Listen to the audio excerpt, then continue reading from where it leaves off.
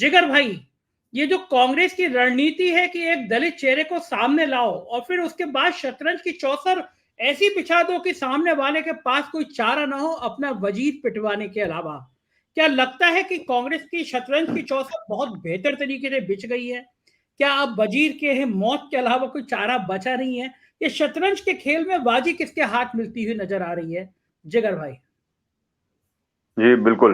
देखिए, मैं शायद मेरा ये जो राय है वो सभी लोगों से थोड़ी अलग या डिफर रहेगी। मैं ये नहीं मानता कि ये बाजी इसी इतनी जल्दी कांग्रेस या इंडिया अलायंस जीत पाएगी या जीत सकने की कगार पर है। उन्हें अभी बहुत काम करना है। अगर राम मंदिर महोत्सव 22 तारीख को उसके एक आध वीक के अंदर अगर चुनाव का इलेक्शन का डिक्लेरेशन हो जाता है, एक आध महीने के अंदर, अगर फरवरी अंत तक ऐसा कुछ भी, तो ये लोग क्या करेंगे? कितने समय है, कितना ये लोग फेस दिखाएंगे, कितने प्रोग्राम करेंगे, कितने लोगों को जगाएंगे और अपनी बात कहाँ तक पहुंचाएंगे, ये बहुत बड़ी बात है।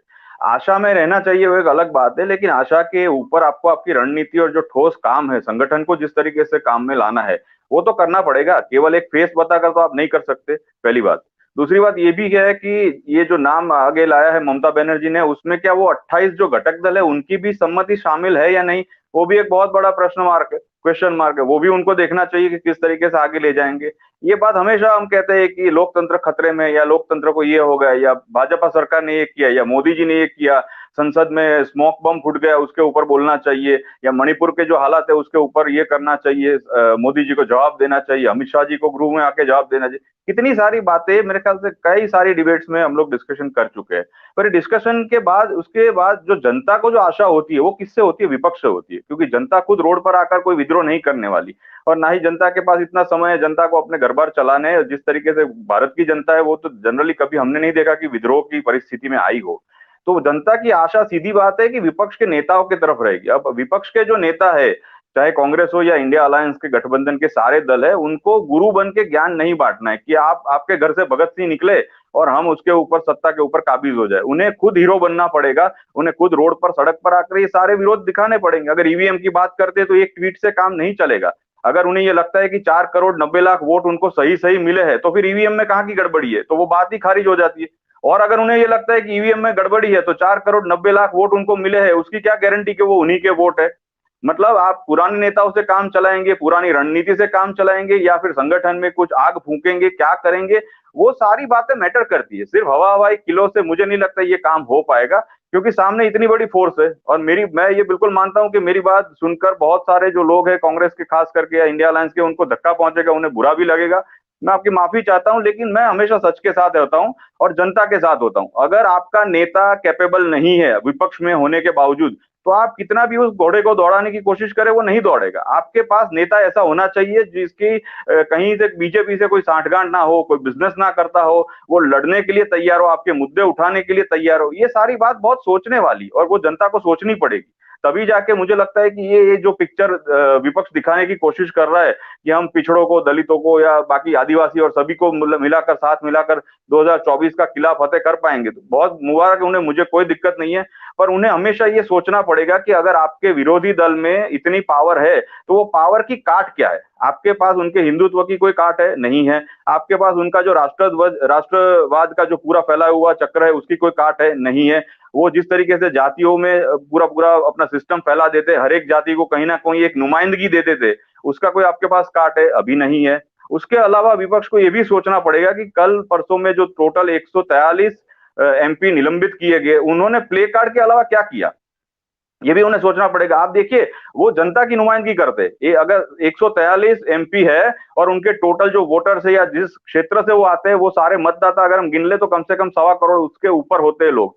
तो 1.25 करोड़ लोग भी उनके तरफ आशा जमा के बैठे कि आप हमारी आवाज वहां पे उठाएंगे। अब विपक्ष के नेता ये कह के तो नहीं बैठ सकते ना कि हमारी आवाज कोई सुन नहीं रहा, हम तो बहुत प्रयत्न कर रहे हैं। ये नहीं होता है। आप अगर नेता बनना चाहते हैं, सर्वोच्च स्थान पर जाकर सत्ता पाना चाहते हैं, तो आपको लाठियां खाने के लिए भी तैयार होना पड़ेगा। आप जनता से या छोटे कार्यकर्ता से अपेक्षा रखेंगे तो ये नहीं होगा। तो मुझे लगता है ये गेम अभी बिल्कुल एक एक नेक टू नेक चल रहा है। किसके पाले में गेंद जाएगी वो हम नहीं जानते। चांस अगर दोनों के पास है, दोनों मेहनत करेंगे, पक्ष सत्ता पक्ष हो या विपक्ष, लेकिन मेहनत करनी पड़ेगी, रास्ते पर उतरना पड़ेगा। हर रोज छोटी छोटी यात्राओं के साथ लेकर महंगाई, बेरोजगारी, ऐसे कई मुद्दों को लेकर जनता के बीच जाकर विश्वसनीयता स्थापित करनी पड़ेगी। और जैसे मोदी जी कहते हैं छाती ठोक के, कल परसों काशी में बोला कि मेरी तीसरी टर्म में मैं ये कर दूंगा, वो कर दूंगा, तो आप ऐसा बोलिए ना, आपको कौन रोकता है कि मेरी टर्म आएगी तो मैं ये करूंगा। आप हीरोइज्म दिखाइए, आप विश्वास दिलाइए ना जनता को, मेरी तीसरी टर्म आएगी तो मैं इसको जेल भेज दूंगा, उसको जेल भेज दूंगा।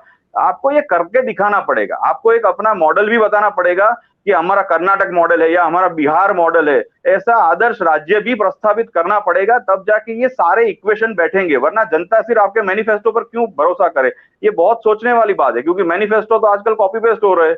हर एक पार्टी सेम प्रकार का मैनिफेस्टो लेकर आ रही है, चाहे बीजेपी हो, कांग्रेस हो, सपा हो या कोई भी पार्टी हो। हर पार्टी फ्री बीज दे रही है, हर पार्टी कुछ ना कुछ अपनी चीजें बांट रही है, हर पार्टी गरीबों और मध्यम वर्ग के लिए सारी चीजें रियायत लाने की बात कर रही है।